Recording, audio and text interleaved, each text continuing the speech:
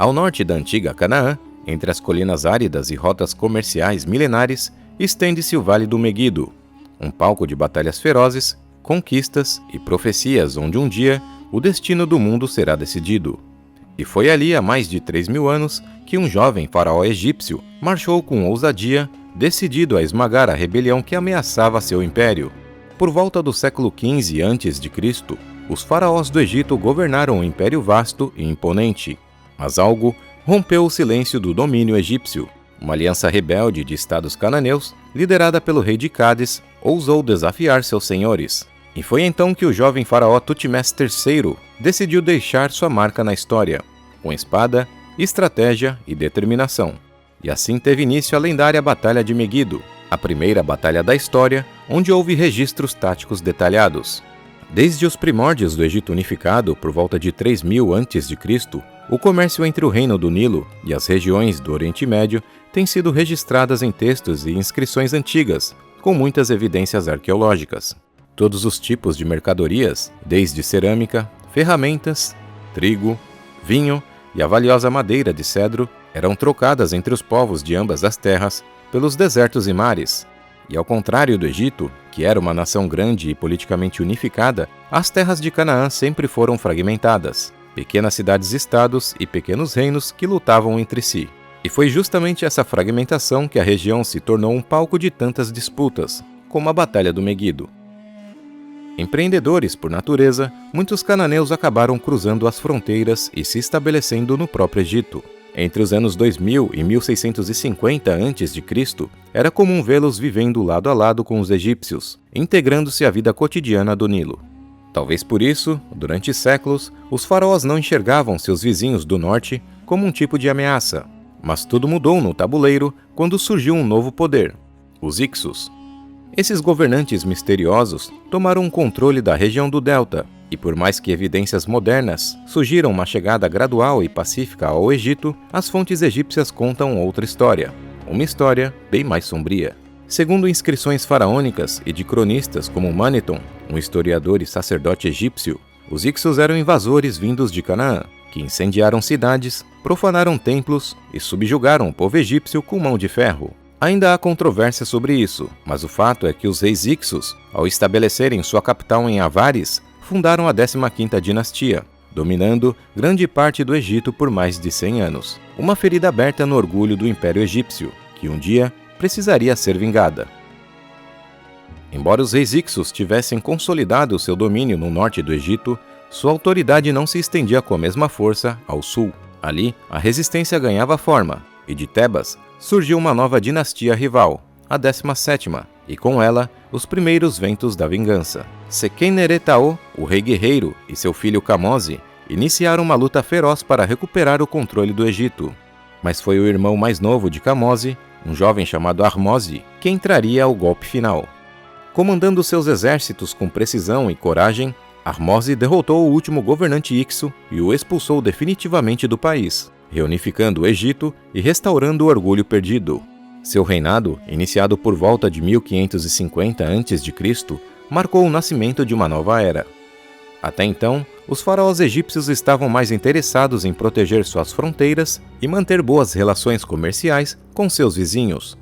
E quando guerreavam, eram campanhas pontuais, ataques punitivos, rápidos e localizados. Mas em meados do século XVI a.C., isso mudou. O Egito deixaria de ser apenas um reino à beira do Nilo. A ascensão dos Ixos deixou uma lição clara e amarga. O Egito não era imune a invasões, e pela primeira vez, eles teriam que sair da sombra das pirâmides para encarar uma nova realidade, a de que, além do deserto, havia potências em constante crescimento, com ambições tão vastas quanto as suas. Ao norte e a leste, surgiam impérios expansionistas, como Mitanni, Babilônia e o reino guerreiro dos Hititas. E se um dia decidissem atacar, não viriam pelo mar, nem pelo deserto. Marchariam por Canaã, uma rota até então comercial e estratégica entre a Ásia Menor e o Egito.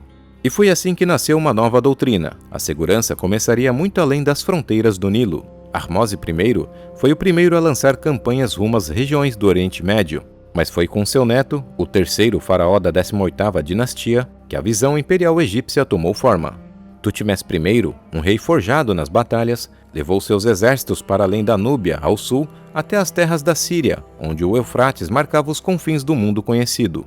Príncipes cananeus e sírios juraram lealdade ao trono egípcio, e o nome do faraó ecoava como um trovão sobre as colinas do Oriente Médio. Mas o juramento de hoje, no mundo da política antiga, podia se tornar a rebelião de amanhã. Após a morte de Tutmés I, muitos desses vassalos se recusaram a enviar tributos, e o reinado do seu sucessor, Tutmés II, foi curto e marcado por campanhas para sufocar as revoltas. O domínio egípcio sobre as terras distantes começava a escoar pelas mãos, e seria preciso alguém ousado, implacável e visionário para recuperar o que estava sendo perdido. Cabia agora ao jovem Tutmés III restaurar o controle egípcio sobre Canaã e as terras distantes até o rio Eufrates.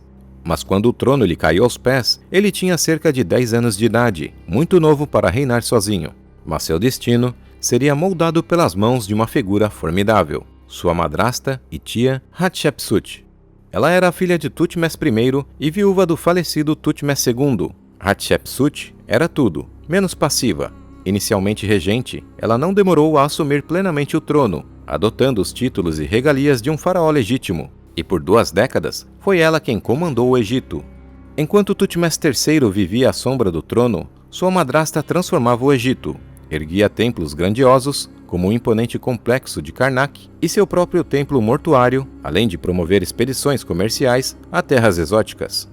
A mais célebre delas foi a mítica terra de Punt, de onde ela trouxe mirra, ouro, marfim e até árvores que seriam replantadas nos jardins reais.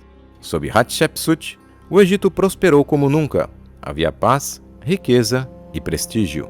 Mas toda essa prosperidade tinha um custo. Enquanto os tesouros chegavam, os exércitos permaneciam imóveis, confinados em suas bases. Nenhuma marcha, nenhuma campanha, nenhuma demonstração de força além das fronteiras. E esse silêncio militar nas regiões do Oriente Médio não passou despercebido. Sem a pressão constante do poder egípcio, os príncipes cananeus e outros vassalos começaram a fazer barulho. E ano após ano, tornavam-se mais ousados, mais desafiadores e mais perigosos. Nos confins do império, das sombras das montanhas da Síria, onde os olhos do faraó quase não alcançavam, crescia um sentimento antigo, o ressentimento. Por que se curvaram ao império que por anos esteve mais interessado em templos do que em nós?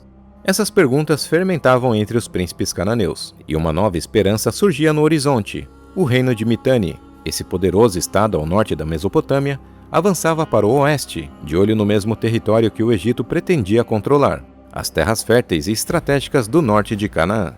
Para muitos reis locais, Mitanni parecia uma aposta melhor do que a submissão ao Nilo. Foi nesse clima tenso que no ano de 1458 a.C., o jogo virou. A atual regente do Egito faleceu e Tutmés III finalmente assumiu o trono.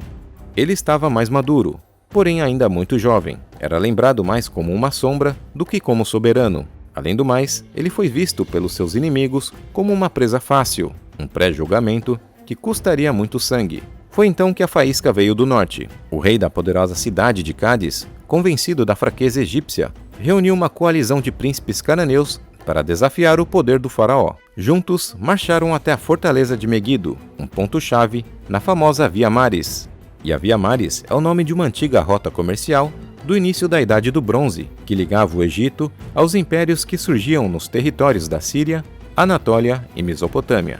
A rebelião estava lançada, e Tutmés III, recém-saído das sombras, marcharia para enfrentá-la, não como um garoto, mas como um comandante decidido a forjar seu nome na eternidade.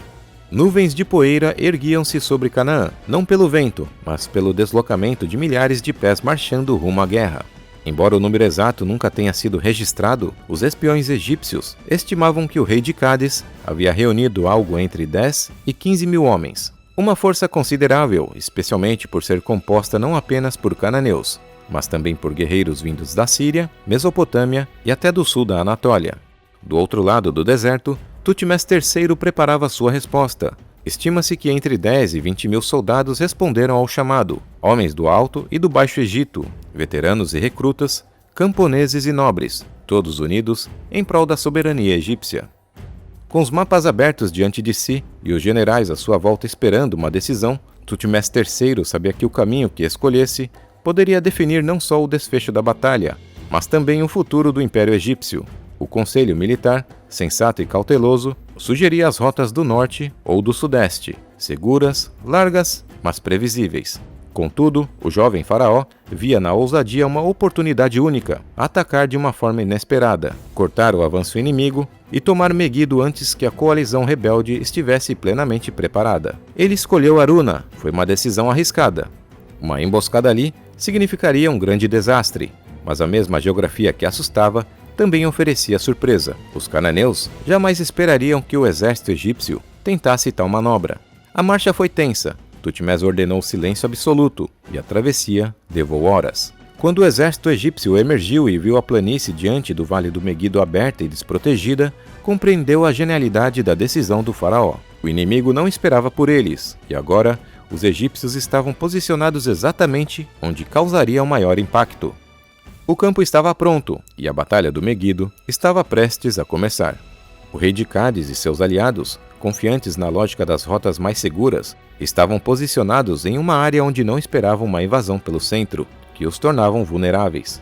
Logo, os homens de Cádiz perceberam o movimento, e a surpresa e o desespero tomou conta do campo de batalha. A rápida mobilização das forças egípcias os pegou de surpresa, e a estratégia meticulosamente planejada pelo jovem faraó começou a se desdobrar com precisão. As tropas cananeias tentaram reagir, mas estavam espalhadas e desorganizadas, o que tornavam a resistência ineficaz. A luta foi feroz, e a superioridade tática de Tutmés se revelou decisiva.